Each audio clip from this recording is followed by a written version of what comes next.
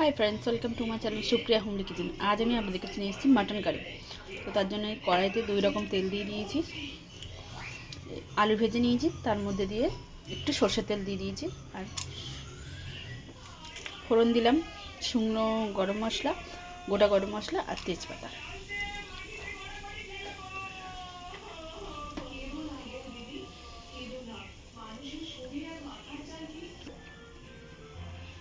হয়ে গেছে। এবার আমি দেখি একটা চর্বির টুকরো রেখেছি, এর মধ্যে দিয়ে দিলাম, আর এখানে 500-600 মতো পেঁয়াজ কেটে রেখেছি, সেটা দিয়ে দিলাম। পেঁয়াজটা বাদামি কালার করে ফুটছে। তো দেখুন বন্ধুরা, পেঁয়াজটা ভাজা ভাজা হয়ে গেছে। এবার আমি এখানে রসুন বাটা দিয়ে দেবো,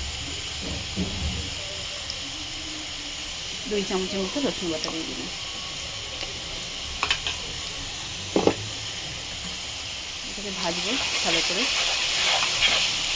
রসুনের সাথে।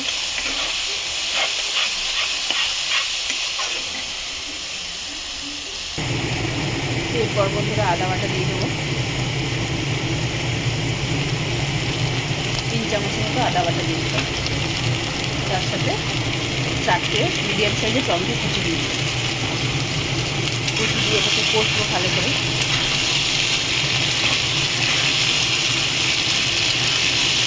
কষে ফিরছি। মাংসটা গলার জন্য স্বাদ মতো নুন দিয়ে দেবো বন্ধুরা।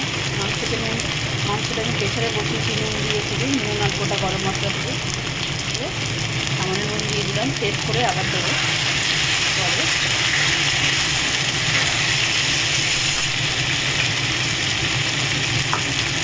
আর এই যে মিক্সার মেশিন ধোয়ার জল দেবো একটু, জল ফিরছি। তো দেখুন বন্ধুরা, এবার গুঁড়ো মশলাগুলো দিয়ে দেবো আমি। হলুদ দিলাম 1.5 চামচের মতো হলুদ দিলাম।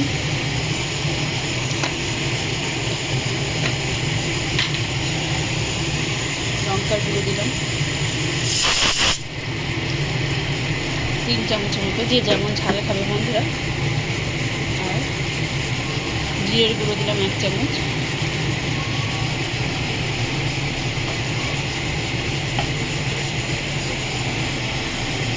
ধনের গুঁড়ো দিলাম 1 চামচ। আর মিক্সার মেশিনে যেইটুকুনি জল ছিল সেটা দিয়ে দিলাম। এবার এটাকে নাড়বো, এটাকে নাড়াচাড়া করে ভালো করে মিক্সড করে ফিরছি।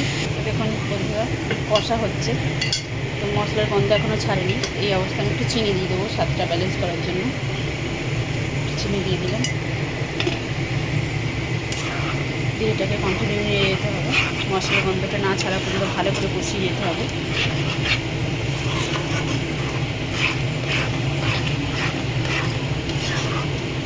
ভালো করে কষিয়ে ফিরছি জলটা শুকনো করে। তো দেখুন বন্ধুরা, মশলার গন্ধটা অনেকটা কেটে গেছে, জলটা অনেকটা কমে গেছে। আরও কষবো। এবারে এই প্রেসারের হাওয়াটা পড়লে এই স্ট্র দিয়ে এটাকে কষা হবে। ঠিক আছে, পরে ফিরছি প্রেসারের হাওয়াটা ফেলে। তো দেখুন, আমি শুধু এটাকে দিয়ে এবার এই স্ট্রটা দিয়ে রান্না করব। স্ট্রটা দিয়ে কষব।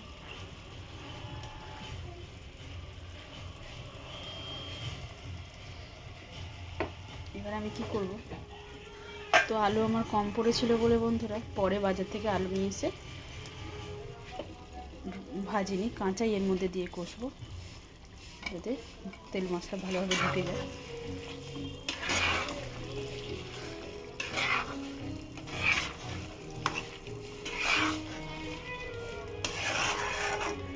আর এই কটা আলু ভাজা আছে, এটা পরে দেবো, ভাজা যেহেতু।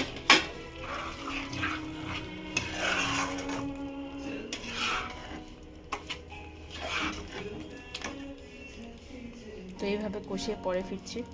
তো বন্ধুরা দেখুন, মাংসটা ঢেলে নিয়েছি, খুব প্রেশার কুকারে ঢালতে পারবো না বলে ঢেলে নিয়েছি। ঢেলে নিয়ে তারপরে ভিডিওটা করছি। আর এই ভাজা আলুটা এবার দিয়ে দেবো মাংসের সাথে।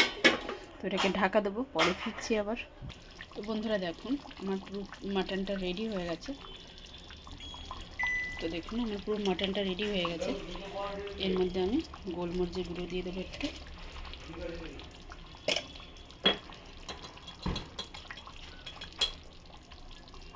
গরম মশলা দিয়ে দেবো, আর সামান্য একটু ঘি দেবো, দিয়ে 2 মিনিটের মতো ঢাকা দেবো।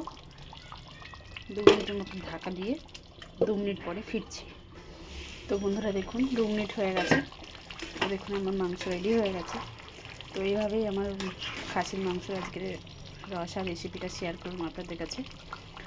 তো আপনারা ট্রাই করবেন, ট্রাই করে কমেন্ট সেকশনে কমেন্ট করে জানাবেন আমার এই রেসিপিটা আপনাদের কেমন লেগেছে। আর আমার চ্যানেলটা লাইক অ্যান্ড সাবস্ক্রাইব করে দেবেন। ভালো থাকবেন, সুস্থ থাকবেন। থ্যাংক ইউ ফর ওয়াচিং বন্ধুরা, বাই বাই।